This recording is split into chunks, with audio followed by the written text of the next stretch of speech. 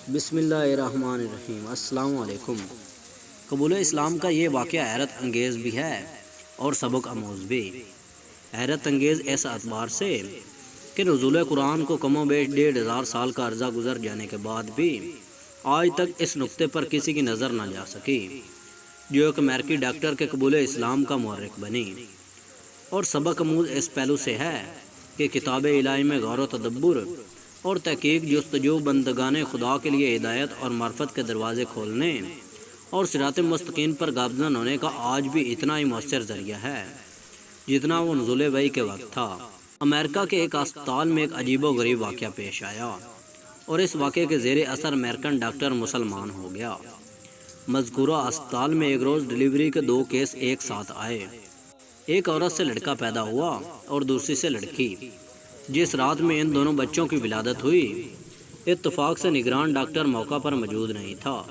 دونوں بچوں کی کلائی میں وہ پٹی بھی نہیں باندھی ہوئی تھی جس پر بچے کی ماں کا نام درج ہوتا ہے۔ تو نتیجہ یہ ہوا کہ دونوں بچے خلط ملط ہو گئے اور ڈاکٹر کے لیے یہ شناخت کرنا مشکل ہو گیا کہ کس عورت کا کون سا بچہ ہے، حالانکہ ان میں سے ایک لڑکی تھی اور دوسرا لڑکا۔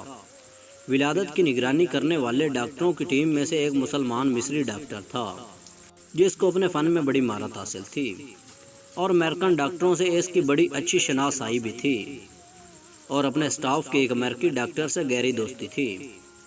دونوں ڈاکٹر سخت پریشان تھے کہ اس مشکل کا حل کیسے نکالا جائے۔ امریکی غیر مسلم ڈاکٹر نے مصری ڈاکٹر سے کہا کہ تم تو دعویٰ کرتے ہو کہ قرآن ہر چیز کی تبیین و تشریح کرتا ہے اور اس میں ہر طرح کے مسائل کا احاطہ کیا گیا ہے، تو اب تم ہی بتاؤ کہ ان میں سے کون سا بچہ کس عورت کا ہے۔ مصری ڈاکٹر نے کہا کہ ہاں، قرآن حکیم بے شک ہر معاملے میں نص ہے اور میں اسے آپ کو ثابت کر کے دکھاؤں گا، مگر مجھے ذرا موقع دیجیے کہ میں خود پہلے اس معاملے میں اطمینان حاصل کر لوں۔ چنانچہ مصری ڈاکٹر نے باقاعدہ اس مقصد کے لیے مصر کا سفر کیا اور جامع ازہر کے بعض شیوخ سے اس مسئلے میں استفسار کیا اور امریکن دوست ڈاکٹر کے ساتھ کی گئی بات چیت کی رواداد پیش بھی کی۔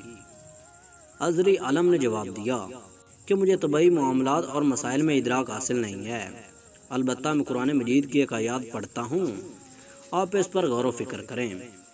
اللہ تعالیٰ نے چاہا تو آپ کو اس مسئلے کا حل اس میں مل جائے گا۔ چنانچہ اس عالم نے درج آیات پڑھ کر سنائی۔ ترجمہ: مرد کا حصہ 2 عورتوں کے برابر ہے۔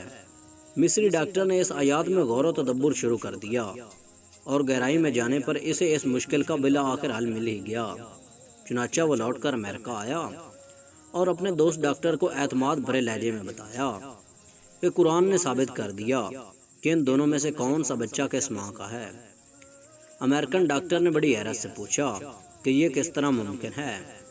مصری ڈاکٹر نے کہا کہ ہمیں ان دونوں عورتوں کے دودھ کا ٹیسٹ کرنے کا موقع دیجیے تو اس معمے کا حل معلوم ہو جائے گا۔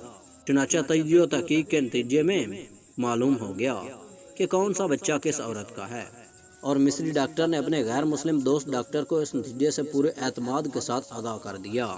ڈاکٹر حیران اور ششدر تھا کہ آخر یہ کیسے معلوم ہو گیا۔ مصری ڈاکٹر نے بتایا کہ اس تحقیق و تجزیے کے نتیجے میں جو بات سامنے آئی ہے وہ یہ تھی کہ لڑکے کی ماں میں لڑکی کی ماں کے مقابلے میں دگنا دودھ پایا گیا۔ مزید برآں لڑکے کی ماں کے دودھ میں نمکیات اور وٹامن کی مقدار بھی لڑکی کی ماں کے مقابلے میں دگنی تھی۔ پھر مصری ڈاکٹر نے امریکن ڈاکٹر کے سامنے قرآن کریم کی وہ متعلقہ آیات کی تلاوت کی۔ مرد کا حصہ 2 عورتوں کے حصے کے برابر ہے، جس کے نتیجے میں اس نے اس مشکل حل کا تلاش کیا اور جس عقدے کو حل کرنے میں دونوں ڈاکٹر نہایت پریشان تھے۔ چنانچہ وہ امریکی ڈاکٹر فوراً ایمان لے آیا۔ چنانچہ ایسا ہی ایک واقعہ حضرت علی رضی اللہ تعالیٰ عنہ کے زمانے میں بھی پیش آیا تھا۔ 1400 سال پہلے اسلام نے اس طرح کے پیچیدہ مسائل کو لمحوں میں کس طرح حل کیا تھا، وہ اس مقصد کے لیے وہ واقعہ یہاں پیش کیا جا رہا ہے۔ آپ رضی اللہ تعالیٰ عنہ کے زمانے خلافت میں 2 عورتوں کی ایک جگہ اور ایک ہی میں زچگی ہو گئی۔ ایک لڑکا اور دوسری لڑکی تھی۔ لڑکی والی نے اپنی لڑکی کو لڑکے والے کی جھولی میں ڈال کر لڑکے کو لے لیا۔ لڑکے والی نے کہا کہ لڑکا میرا ہے۔ یہ مقدمہ آپ رضی اللہ تعالیٰ عنہ کے پاس آیا۔ آپ رضی اللہ تعالیٰ عنہ نے حکم دیا دونوں کے دودھ کا وزن کیجئے، جس کا دودھ وزنی ہوگا لڑکا ایس کا ہوگا۔ اگر ویڈیو اچھی لگی ہو تو ویڈیو کو لائک کریں اور نیچے کمنٹ سیکشن میں اپنے خیالات کا اظہار کریں۔ ویڈیو واچ کرنے کے لیے شکریہ اور ملتے ہیں اگلی ویڈیو میں، تب تک کے لیے اللہ حافظ۔